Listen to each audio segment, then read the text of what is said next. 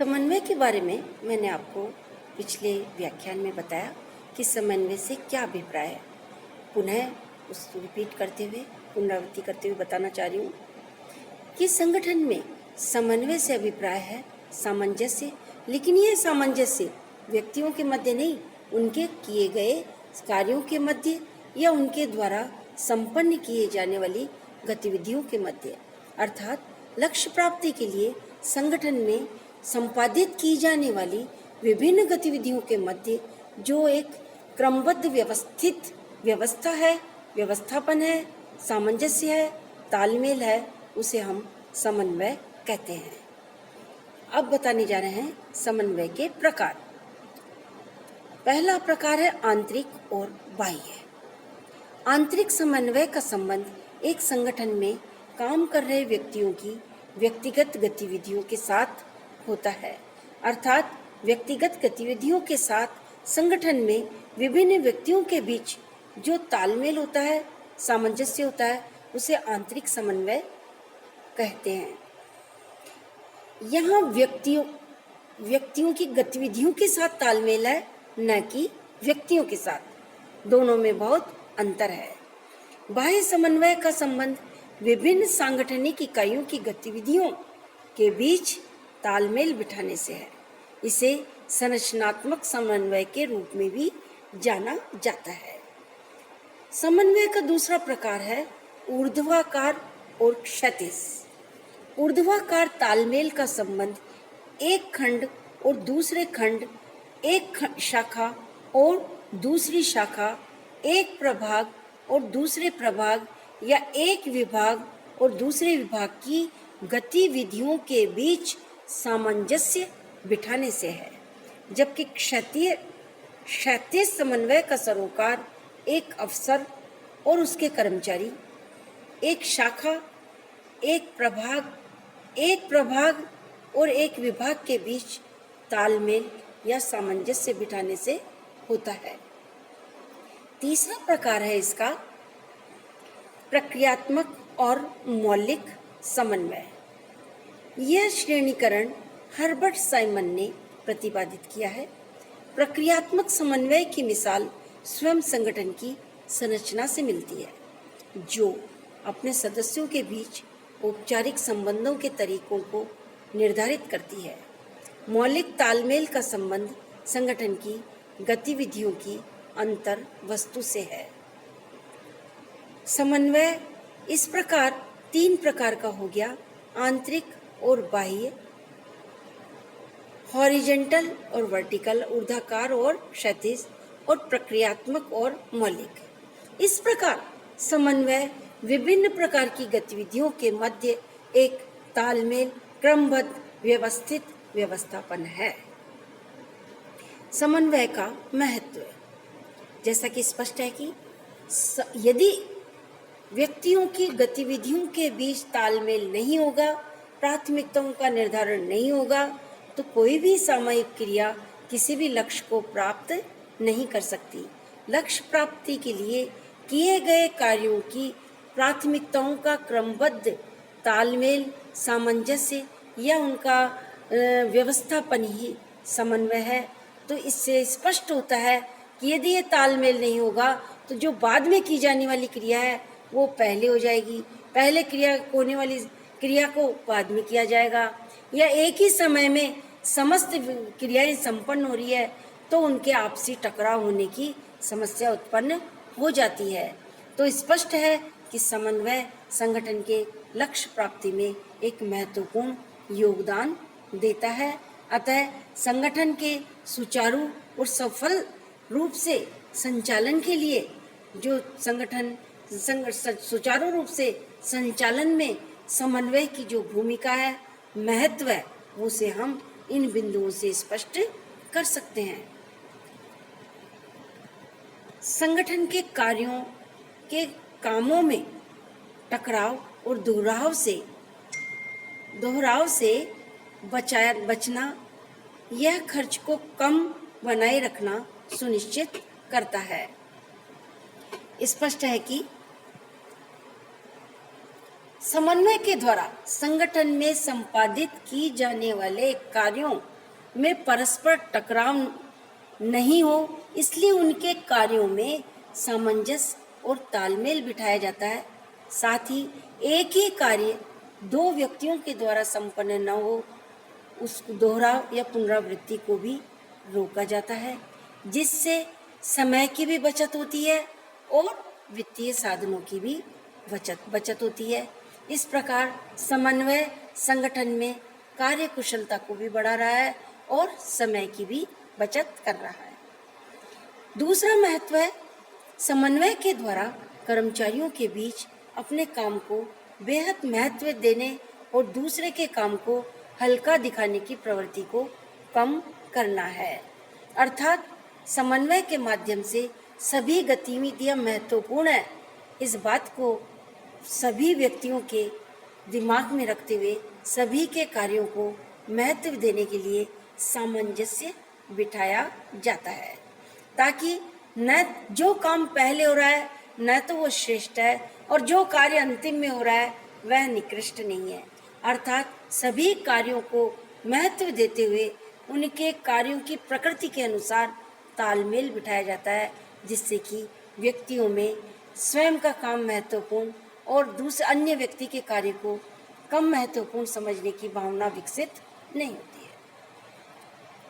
तीसरा इसका महत्व है कि साम्राज्य निर्माण की प्रवृत्ति से बचना, यानी अपनी गतिविधियों को ज्यादा ताकत हासिल करने के लिए विस्तृत करने की प्रवृत्ति से बचना।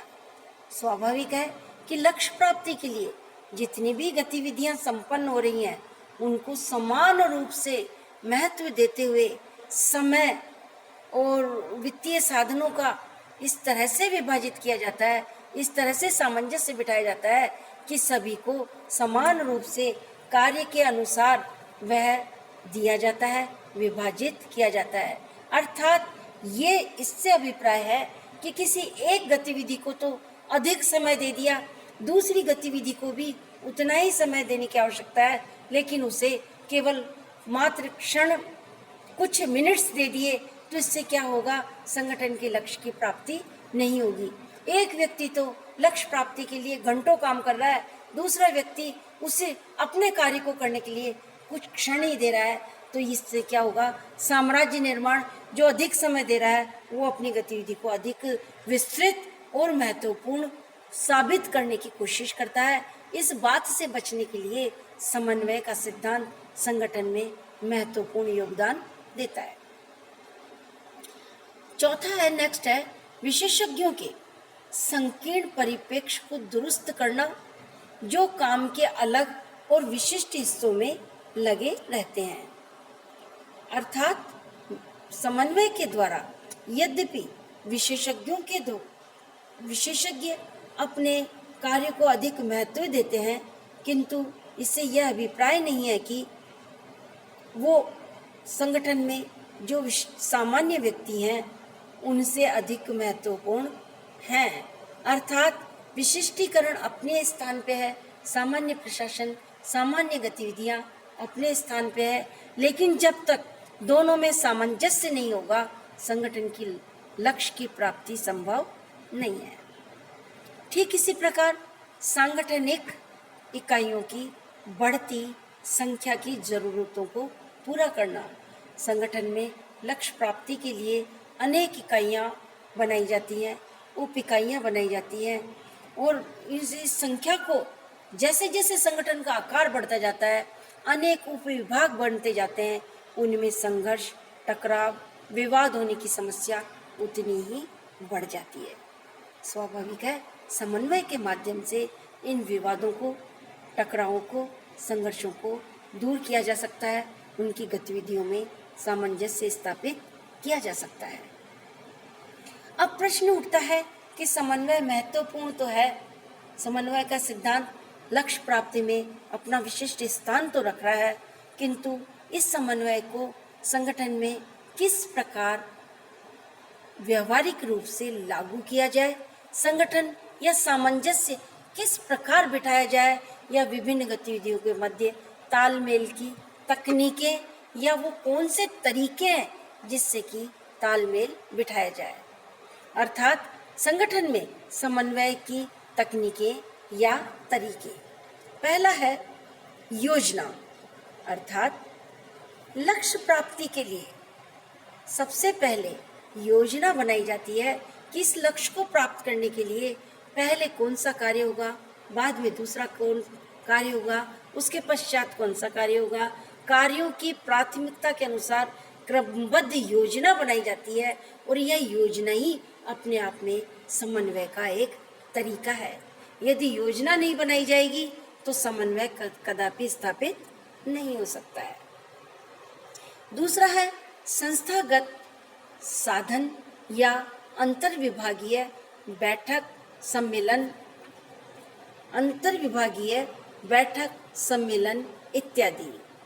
इससे इस तरीके से जो कर्मचारी हैं, वो कार्यरत व्यक्ति हैं, उनके सांगठनिक साधन या कार्यों में आपसी तालमेल बिठाया जाता है। अर्थात कहने का अभिप्राय यह है कि विभिन्न गतिविधियां जो संपन्न की जा रही है, उन गतिविधियों के बीच अंतर्विभागीय बैठकें की जाती हैं, सम्मेलन किए जाते हैं, अनेक कमेटियां बनाई जाती हैं, स्टाफ इकाइयों की छोटी छोटी समितियां बनाई जाती हैं ताकि वो परस्पर कार्यों के बीच तालमेल बिठा सके। तीसरी तकनीक है आवेदनों, नियमावलियों और नियमों जैसी प्रक्रियाओं और पद्धतियों का मानकीकरण। अर्थात जैसे योजना बनती है, ठीक उसी प्रकार संपादित किए जाने वाले कार्यों के भी नियमावलियां बनाई जाती हैं, कुछ नियम बनाए जाते हैं, कुछ तरीके निर्धारित किए जाते हैं, कुछ मानक निर्धारित किए जाते हैं, समय अवधि निर्धारित की जाती है ताकि कार्य उसी प्रक्रिया के अंतर्गत संपन्न हो। इससे क्या होता है, विभिन्न गतिविधियों के मध्य स्वतः ही सामंजस्य और तालमेल या समन्वय स्थापित हो जाता है।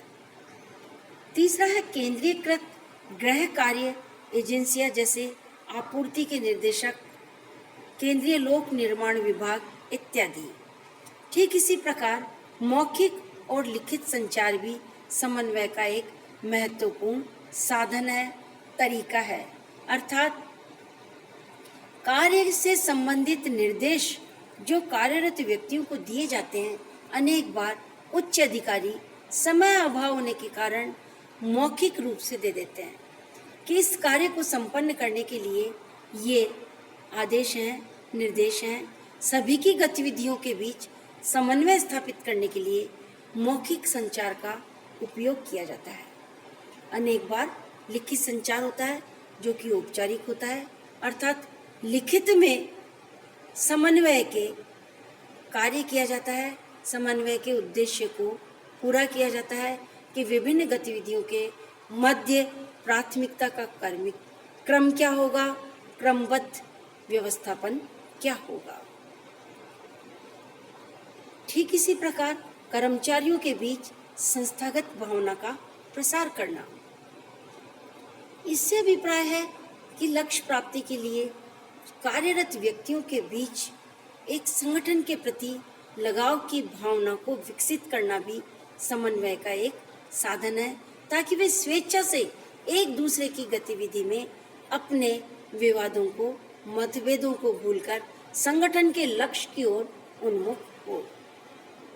नेक्स्ट है वित्त मंत्रालय के साथ परामर्श और संदर्भ और भुगतान करके भी समन्वय स्थापित किया जाता है। अनेक बार वित्तीय कारणों के कारण भी संगठन की गतिविधियों में टकराव, रुकाव या इससे कहना चाहिए विलंबता उत्पन्न होती है, जो कि समन्वय के मार्ग में बाधा आती है। अतः वित्त मंत्रालय आदि के साथ परामर्श करके, संदर्भ देके, समय पर भुगतान करके समन्वय या सामंजस्य स्थापित किया जाता है। नेक्स्ट है सांगठनिक उच्च व अधीनस्थ या स्केलीय श्रृंखला, जो मुने के अनुसार तालमेल की सार्वभौमिक प्रक्रिया का गठन करती है। स्वाभाविक है कि समन्वय स्थापित करने में उच्च व अधीनस्थ के जो संबंध होते हैं वो स्वतः ही संगठन की लक्ष्य प्राप्ति के लिए वो एक जो संबंध है तालमेल बिठाने की एक सार्वभौमिक प्रक्रिया का गठन करती है। अर्थात उच्च अधिकारी अधीनस्थ अधिकारी को जो कार्य देते हैं और गतिविधियां देते हैं, उनका क्रम निर्धारित करते हैं, प्राथमिकताओं का निर्धारण करते हैं, उससे स्वतः ही संगठन में तालमेल, सामंजस्य या समन्वय स्थापित हो जाता है। इस प्रकार उपरोक्त औपचारिक साधनों के अलावा संगठन में समन्वय के अनेक अनौपचारिक तरीके भी हैं, जो कि बहुत ही अनेक बार सकारात्मक और सशक्त साबित होते हैं। जैसे व्यक्तिगत संपर्क, कार्यालय समय के अतिरिक्त उनसे मीटिंग करना या स्नेह भोज या किसी भी तरह का समारोह इत्यादि का आयोजन करके संगठन की गतिविधियों में सामंजस्य औपचारिक रूप से न होकर अनौपचारिक तरीके से उनसे सहयोग लिया जाता है। इस प्रकार समन्वय के अनेक तरीके हैं, जो कि औपचारिक भी हैं और अनौपचारिक भी हैं, किंतु स्पष्ट है कि समन्वय